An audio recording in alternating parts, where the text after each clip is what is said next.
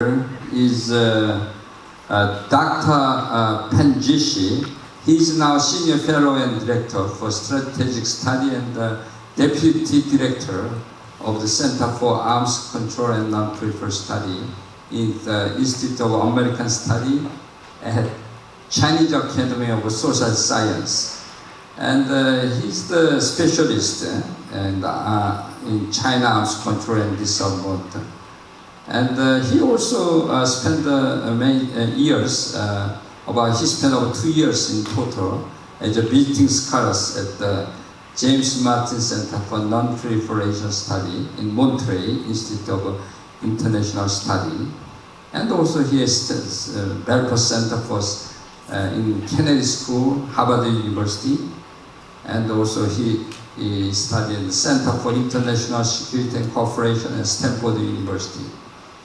Okay, so I'd like to invite your speech. Okay. Thank you very much, Prof. Chang. I also want to thank Prof. Heung for having me here. And I think you are making great contribution to the future generation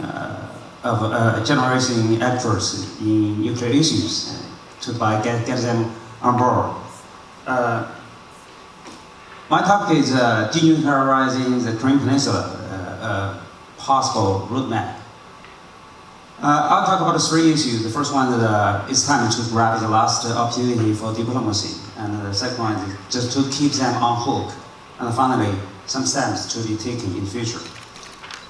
Firstly, I think DPRK nuclear issues, North Korea is about to become a de facto nuclear armed country. And now it's very close to that status. And last year there are many breakthroughs in 2017 in ICBMs, like for example the March 18 revolution. They call that the March 18 revolution. They test the engine, and then there are 2 tests of the Hwasong 14 in July and 1 test of Hwasong 15 in November. And North Korea is getting more and more transparent in its capability. And they release the official statement. They just tell you what you want to know. They make it very clear. And it is trying to make its deterrent real and convince others that it's real. They want to clear any doubt about the capability. And there might be some problem with the ICBMs, but if time permits, I think North Korea could develop credible long-range strike capability. They released pictures in the official website of the KCNA, Korean Central News Agency. Like this one, it's marked in 2016, it's about weaponization. And this March 15, 2016, it's about re-entry vehicle. And then April 9th, the ICBM engine test. And August 25th, submarine launched ballistic missile test. And March 20 last year, ICBM test. Actually, this dates the information released by KCNA. This test was done in March 18th. And this July 4th, the first test of ICBM, Hwasong 14. And then July 28th, the second test. And in August 23rd, Geun, Chairman Geun also visited Chemical Material Institute of the Academy of the Defense Science. It's trying to send out the message that they are working on the solid fuel. And then that's the S-bomb test. That's a picture released in September 3rd, the day they did that test. And then the November 28th, the 3rd test of ICBM last year, Hwasong 15. Also the first of Hwasong 15. So the state of DPRK nuclear issue is that 3 decades have passed, and many formats of talk have been tried and have failed. So 3-part talks, 4-part talks, 6-part talks, and also the bilateral talks between US and DPRK. And now DPRK has obtained the plutonium, highly enriched uranium, And they conduct 6 nuclear tests and lots of missile tests. While sanctioning was in place and harsh pressure, and also DPRK was politically isolated from the international community. But under this condition, they also achieved quite a lot. And in 2017, we see the escalating tensions, the war of words.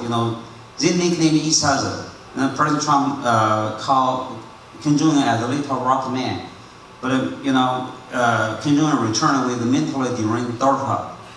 And Kim Jong-un fired, and then President Trump articulated his fury by sending out tweets. And that's dangerous military conflict. Later last year, lots of talks about the bloody nose.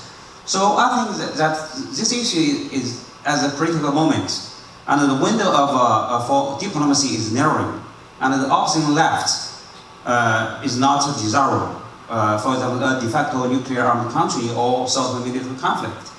And if that issue cannot be solved, and there's lots of negative regional implications. So, but fortunately this year, starting early this year, we see many positive developments. And Kim Jong-un's charming offensive started from January 1st by give New Year remarks. Lots of information in that remarks. And then the Pyeongchang Winter Olympics, getting involved in that Olympic game. And DPRK also changed its relations with other countries. Lots of summits have been done. The summit between President Xi Jinping and with President Bong and also with President Trump. And Kim Jong-un also announced a major shift of North Korea's Bing strategy. That's to shift the strategy line from simultaneous development of economic contracting and building of nuclear forces to economic development. I think that's a very significant signal to the outside world, and also is meaningful domestically for DPRK. And certainly there are also many unilateral commitments made by DPRK, like the Tesla moratorium and the conditional non-proliferation, and also no use of nuclear weapons. And the nuclear test was destroyed, and the latest progress in the missile test site in Sohai. So some progress had been made. And we see the rising tension, but now it's time to try the diplomacy. I believe that this time is almost the last chance for diplomacy. If we cannot grab the last opportunity, it's likely that DPRK will follow the rather than Libya model, but Indian-Pakistan model. Under sanction pressure, but they get that and keep that. They get both cakes. So I think if we want to move forward, it's very important to keep them on hook. And the US and the DPRK has started the engagement starting from the beginning of this year. And Secretary Pompeo visited